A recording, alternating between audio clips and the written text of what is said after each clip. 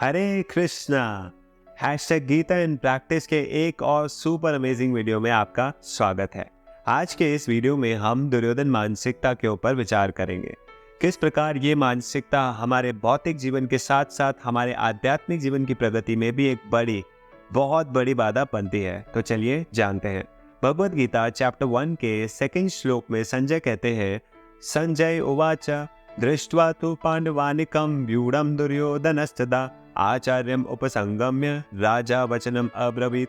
यहाँ संजय कहते हैं कि पांडवों की विशाल सेना की व्यूह रचना को देखकर राजा दुर्योधन अपने गुरु के पास पहुंचे और उनसे ये शब्द कहे।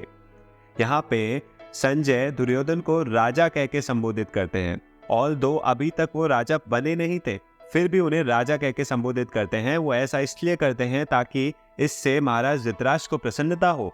केवल उनको प्रसन्न करने के लिए वो इस प्रकार के शब्दों का इस्तेमाल करते हैं। उनकी बुक्स में अच्छा बना रहने के लिए वो कुछ इस प्रकार के शब्दों का इस्तेमाल करते हैं। तो हमारे जीवन में भी कुछ इस प्रकार के लोग होते हैं जो हमें सिर्फ प्रसन्न करने के लिए, हमारी बुक्स में अच्छा बना रहने के लिए कुछ गुडीज वगैरह हमारे लिए बोलते रहते हैं ताकि हम खुश होते रहें। और ऐसा होने से हम क्या होता है हमारे साथ, हम चने के झाड़ पे चढ़ जाते हैं और जब हम वहां से गिरते हैं तो हमें ही बहुत तकलीफ होती है, राइट। तो यदि हमारे जीवन में कुछ इस प्रकार के लोग हैं जो हमें सिर्फ प्रसन्न करने के लिए बातें करते हैं, तो हमें उन लोगों से सावधान रहना चाहिए और अपना रियलिटी चेक, स्वतः का रियलिटी चेक समय समय पे करते रहना चाहिए कि हम कहाँ पे स्टैंड करते हैं। इस श्लोक से हमें यह भी पता चलता है कि दुर्योधन एक अच्छा राजनीतिज्ञ तो था, क्योंकि पांडवों की विशाल सेना की व्यूह रचना को देखकर वो अपने सेनापति, अपने गुरु के पास जाता है और उनसे डिस्कशन करने का स्टार्ट करता है। लेकिन अनफॉर्चुनेटली अगले ही श्लोक में वो सारा रायता फैला देता है बाय सेइंग पश्चेताम पांडुपुत्राणाम आचार्य महतिम चमुम व्यूढ़ाम द्रुपद पुत्रेण तव शिष्येण धीमताम। वो कहता है, हे आचार्य, पांडवों की इस विशाल सेना को देखें जिसे आपके शत्रु द्रुपद के पुत्र ने इतने कौशल से व्यवस्थित किया है। और इसी श्लोक से हमें पता चलती है दुर्योधन मानसिकता। वो दुर्योधन स्वयं अपने गुरु से किस प्रकार से बात कर रहा है। वो कहता है, पश्चेताम, देखिए, हे द्रोणाचार्य, देखिए आपने कितनी बड़ी गलती करी है। आपने अपने ही शत्रु द्रुपद के पुत्र धृष्टद्युम्न को शिक्षा प्रदान की और आज वही धृष्टद्युम्न आपकी ही शिक्षा का इस्तेमाल करके पांडवों की इस विशाल सेना की व्यूह रचना करके आपके सम्मुख खड़ा है और आपको ही मारने को सज्ज है। तो एक गलती तो आप ऑलरेडी कर चुके हैं, कृपया करके फिर से अर्जुन की तरफ कोई सॉफ्ट कॉर्नर रख के दूसरी गलती ना करें, राइट। तो इस प्रकार से वो अपने गुरु को ही ज्ञान देने को लगा हुआ है और कहता है, पश्चेताम, आप एक गलती कर चुके हैं, दूसरी गलती कृपया करके ना करें। तो यही है दुर्योधन मानसिकता। आइडियली दुर्योधन को युद्ध प्रारंभ होने से पहले क्या करना चाहिए था? उसे अपने गुरुदेव के पास जाके उनसे ब्लेसिंग्स लेनी चाहिए थी, जी ठीक उसी प्रकार जिस प्रकार अर्जुन ने भी द्रोणाचार्य अपने गुरु से ब्लेसिंग्स ली थी, राइट। उसे अपने गुरु के पास जाके उनसे पूछना चाहिए था कि ऑपोजिशन की क्या वीकनेसेस है। सिंस आपने ही उनको ट्रेन किया है तो आपको उनकी वीकनेसेस के बारे में ज्यादा अच्छे से पता रहेगा और हमारी क्या स्ट्रेंथ है जो उनके अगेंस्ट यूज करके इस युद्ध को हम जीत सकते हैं। लेकिन ऐसा उसे कुछ भी नहीं किया।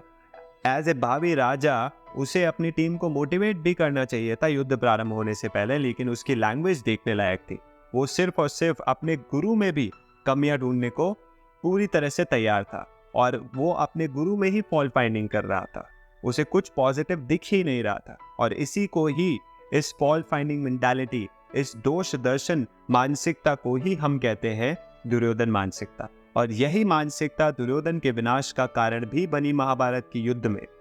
तो यदि हम भी अपने भौतिक और आध्यात्मिक जीवन में प्रगति करना चाहते हैं तो हमें इस मानसिकता से दूर होना बहुत आवश्यक है।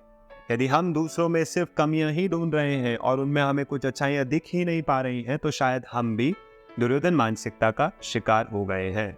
एक बहुत ही सुंदर शायरी आती है, समझदार एक मैं हूँ, समझदार एक मैं हूँ, बाकी सब नादान। समझदार एक मैं हूँ, बाकी सब नादान, और इसी भ्रम में घूम रहा है हर एक इंसान। उम्र भर गालिब यही भूल करता रहा, धूल चेहरे पे थी और आईना साफ करता रहा, राइट।